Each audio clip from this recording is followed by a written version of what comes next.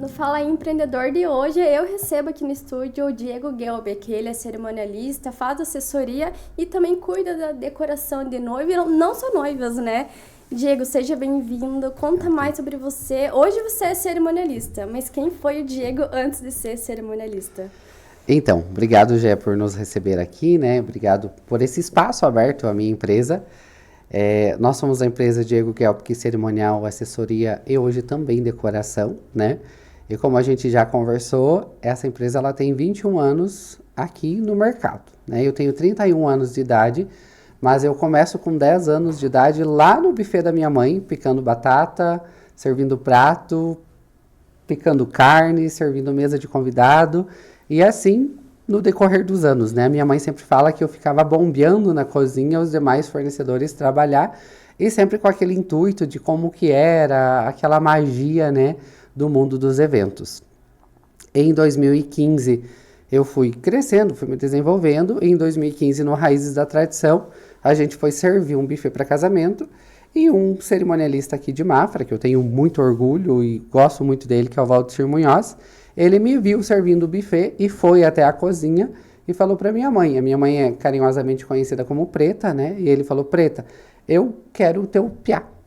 Essas palavras bem popularmente ditas aqui na nossa região, né? E a minha mãe, mais humilde ainda, falou: leva. E aí ele pediu para que eu fosse até a Eliane buscar um terno. E em novembro de 2015, eu fui aprender a ser auxiliar de cerimonial. Na época, a cozinheira ela se negou de servir o buffet, porque era um casamento fino da região.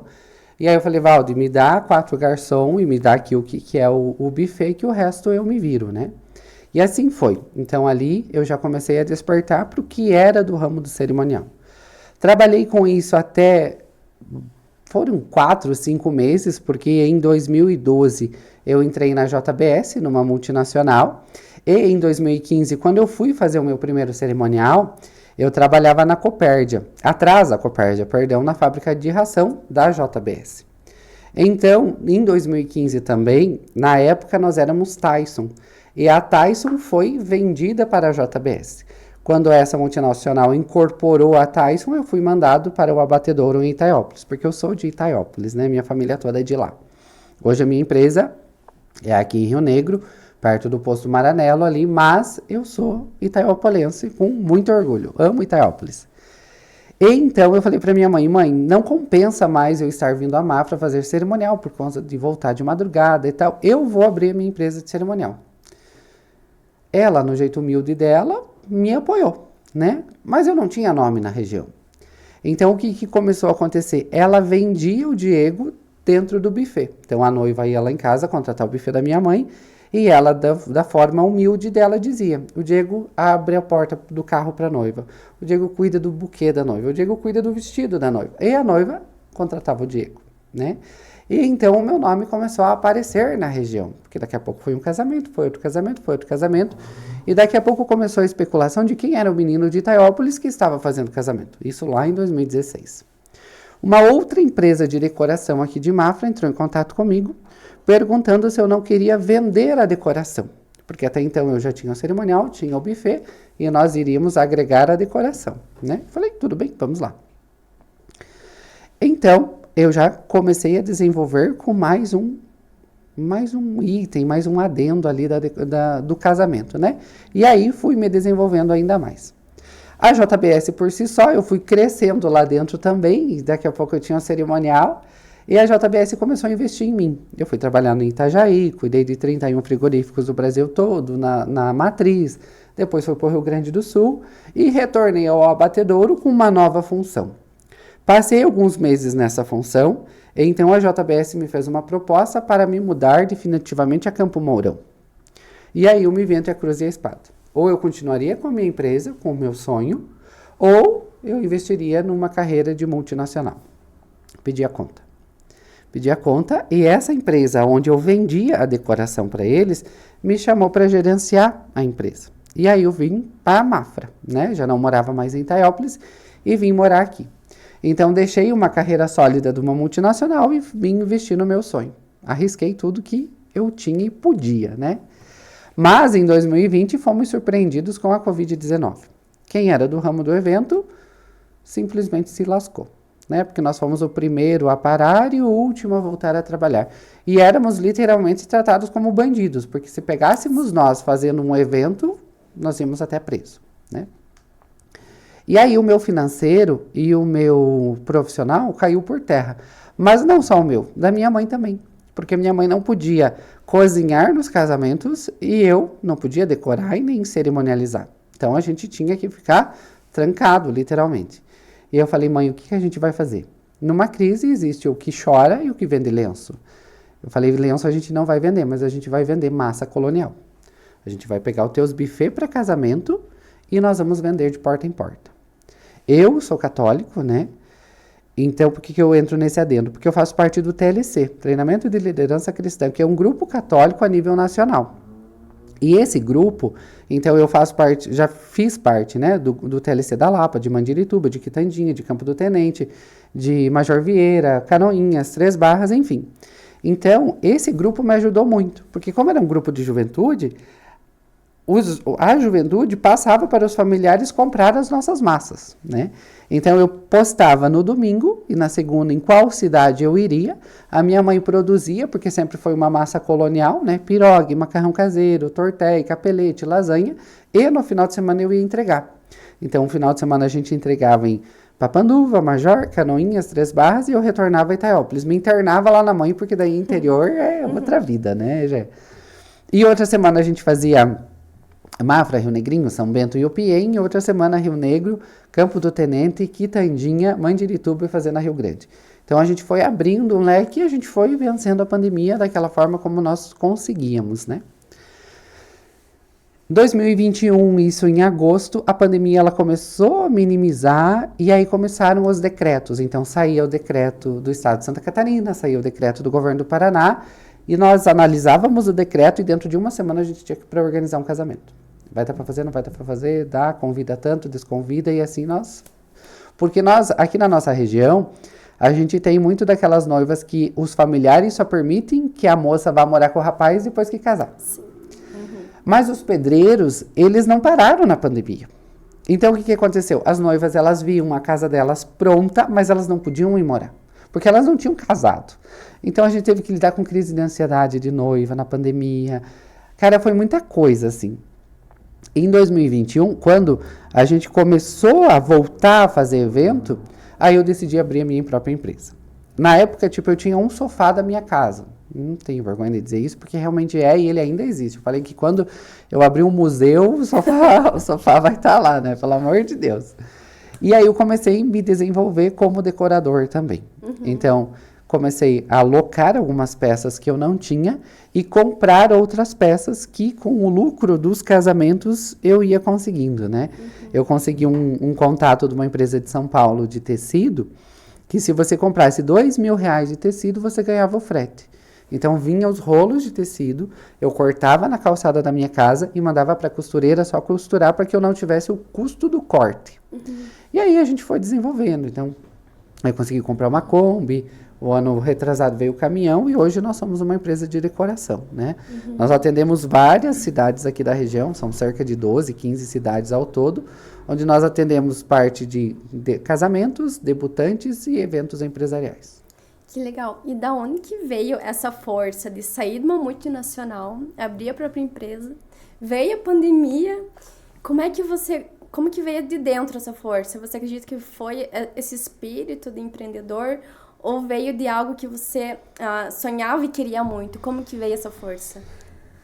Cara, Jé, se você conversasse comigo no tempo de ensino médio, ensino fundamental ali, que tudo é muito novo, nunca me via como decorador, nunca me via como cerimonialista. Para ser bem sincero, eu ganhei bolsa para gastronomia. Nossa. Ganhei bolsa para contabilidade. Eu sou técnico em contabilidade, não fiz a graduação, mas a minha formação acadêmica é tecnologia e gestão ambiental. Tipo, nossa, nada a ver, né? Uhum. Nada a ver.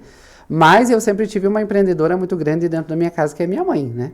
Então, eu tenho muito orgulho, assim, da mulher que ela é. Hoje, a minha mãe é uma pessoa que ela usa chinelo de dedo nos eventos.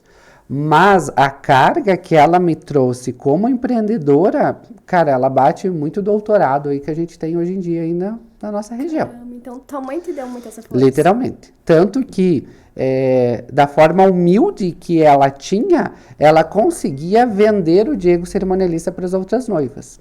E aí eu fui me identificando com a área, né? E eu falava, cara, realmente é isso que eu quero. Você pegar, para você ter ideia, na pandemia, a gente pegou paiol de estufa para decorar. Porque, Diego, você fez festa na pandemia? Fizemos, não vou negar. Porque, principalmente debutante, que o sonho da menina acontecia naquele ano. E as mães desesperadas, as filhas mais desesperadas, tendo crises de ansiedade e níveis de depressão fortíssimos, porque elas iam perder a festa, a gente chegou a decorar paiol de estufa. Nossa. De chegar na estufa, tá todos os fumos lá, e a mãe da debutante dizer, Diego, é aqui. E aí você pegar um salão feio, né, um paiol de estufa, cheio de fumo, e você transformar aquilo num salão no sonho da vida de uma pessoa, cara, é muito legal. É você se identificar com aquele sonho, entendeu? Hoje a gente tem debutantes que foram nossas debutantes lá no período de pandemia, que hoje elas são nossas noivas, né?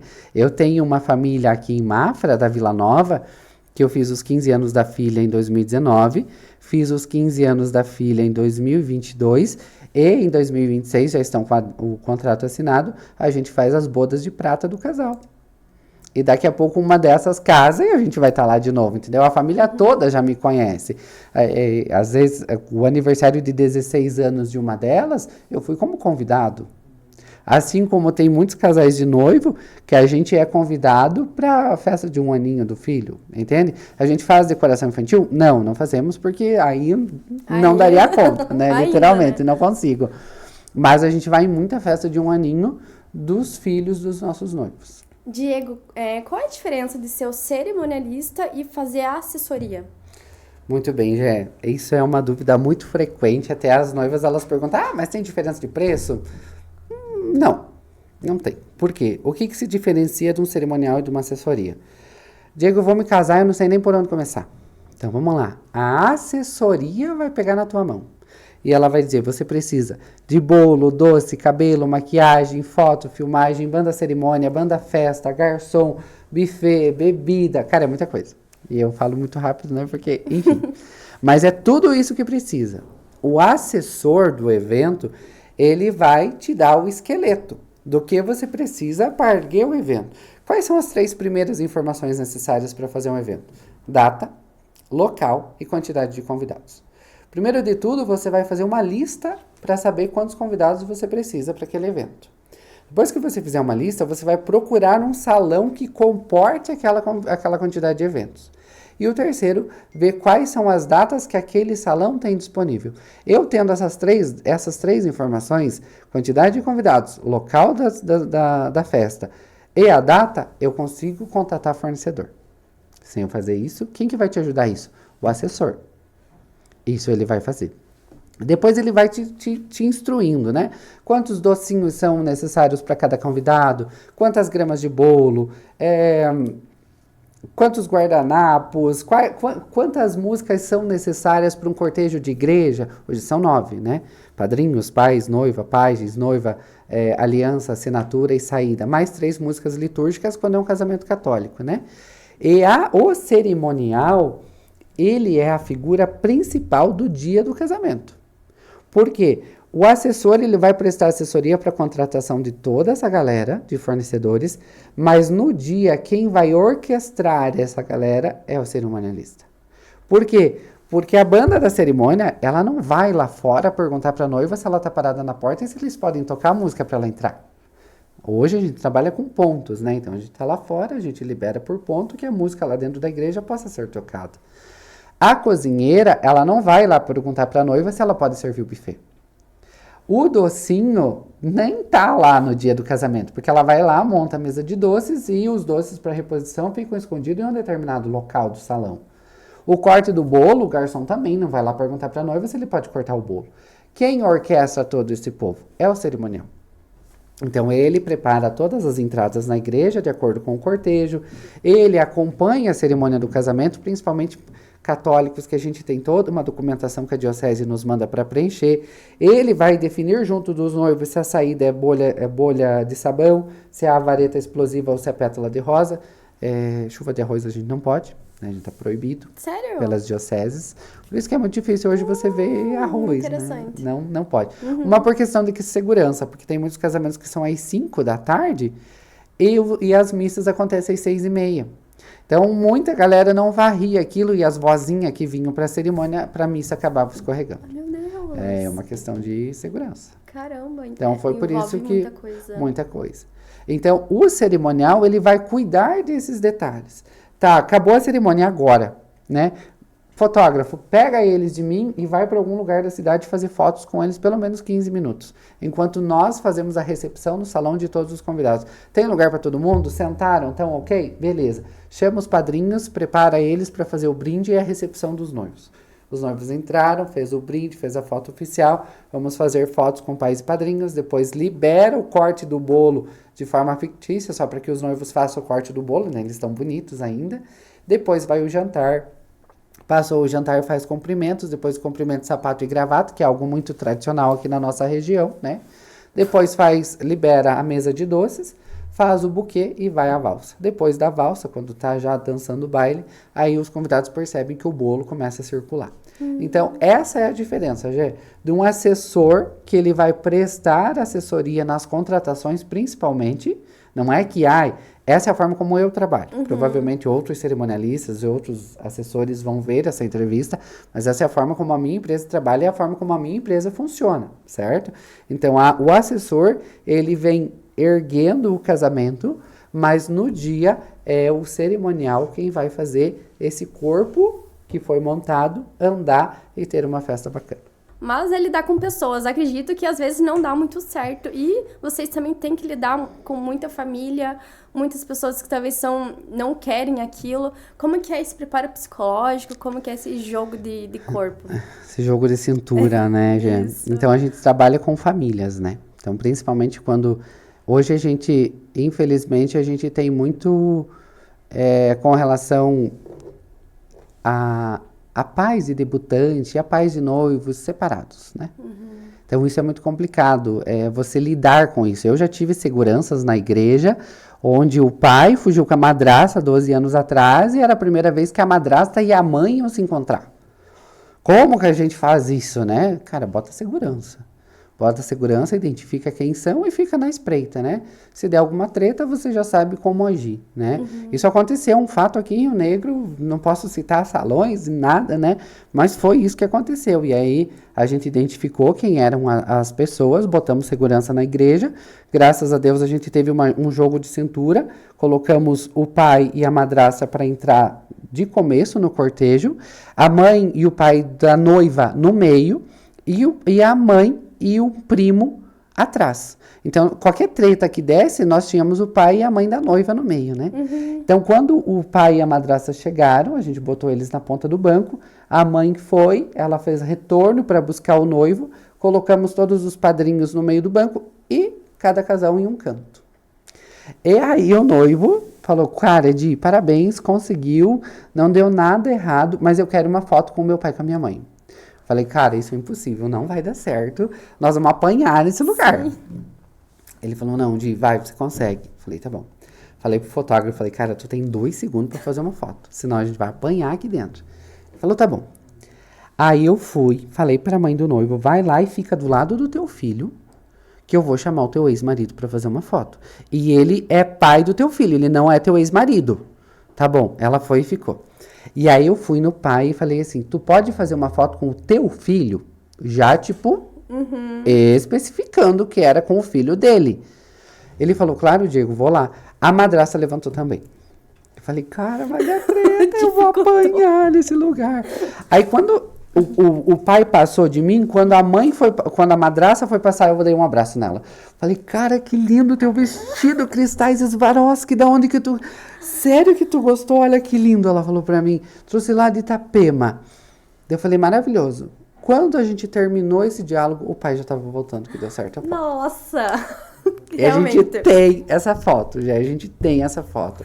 Temos várias situações, assim, pais de debutantes, mãe viúva, que daí já tem outro namorado, mas o filho noivo não se identificou. Aí como faz isso, né? Hoje a gente tem o padrão, digamos assim, a mesa do noivo, pai e mãe do lado da noiva, pai e mãe do noivo do outro, e a mesa dos noivos constituído por 6 pessoas.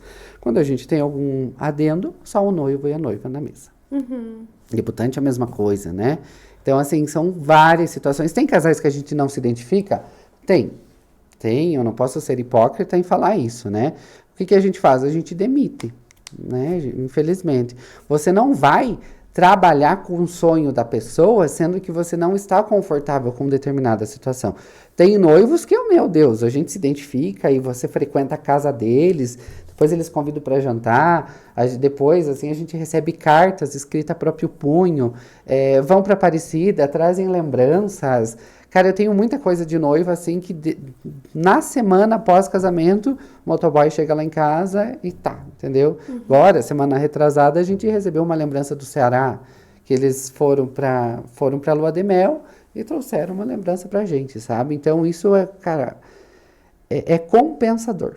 Então, é muito trabalho, porque vocês não, né? Mas muitas pessoas que nos acompanham acham que, tipo, você trabalha ou você só faz festa? Tipo, querido, né? Não, a gente trabalha e trabalha muito. É a semana toda de muito trabalho, né? Como eu falei pra você, na segunda-feira, se você visitar o barracão, tu sai correndo, tu fala, meu Deus, que empresa porca, que desorganizado, tudo isso aqui, porque volta tudo sujo. É resto de comida, manchado toalha, as beiral de toalha que o povo pisa, fedendo chopp, fedendo cerveja, resto de comida na toalha que foi no buffet. Então, na segunda-feira é o caos, né? Agora que nós temos sol, né? Na semana retrasada, por exemplo, a gente atendeu um evento de 1.600 pessoas, tinha 120 toalhas para lavar, é aquele tempo maravilhoso, né? Faz o quê? Secadora. Aí bota a secadora de 4 em 4 horas, às 11 da noite, às 1 da manhã, vai lá trocar a toalha. Porra, mas vocês não dormem? Nesse caso, não. Porque você tem que entregar o próximo evento. E a próxima noiva que está chegando, ela não quer saber se giou, se caiu neve, se deu enchente. Ela não quer saber. Ela quer que o evento dela seja perfeito, né? Então, são situações adversas que a gente acaba passando, que você tem que entregar. Então, na segunda-feira é o caos. Na terça-feira, eu particularmente tiro para atender cliente, né? Para atender as noivas e tal. Na quarta-feira, é dia de fazer precificação de contrato, porque se você é uma noiva, você vai na minha casa e você vai dizer, eu quero um casamento rosa com bege, mesas espelhadas, na parte clássica, enfim. Eu vou ter que pegar essa tua ideia e transformar num projeto e te vender esse projeto. Então, na quarta-feira a gente trabalha dessa forma, fazendo precificação. E na quarta-feira à tarde é a hora dos funcionários carregar caminhão e Kombi, né? Então, no final da manhã, eu tenho que saber qual mesa, qual cadeira, qual aparador, qual toalha de mesa, qual guardanapo, qual tecido eu vou usar, jogar isso no grupo do WhatsApp da empresa e os meninos, hoje nós somos em 5 funcionários fixos, né, que faz parte dessas montagens, os meninos ficam no barracão carregando caminhão, então é sofá, aparador, lustre, mesa, cadeira, enfim, e as meninas ficam em casa, que boa parte fica na minha casa, né? Então, elas carregam guardanapos, passar guardanapo, engomar guardanapo, os tecidos de revestimento de parede, toalhas de mesa, suporte de doce, planta, tapete. Então, tudo que é miúdo é com as meninas. E na quinta e sexta a gente está montando salão, né? Hoje a gente está em São Bento, hoje a gente está em Canoinhas, hoje a gente está em Três Barras, ou estamos em Mafra, ou Itaiópolis, ou Campo do Tenente, enfim.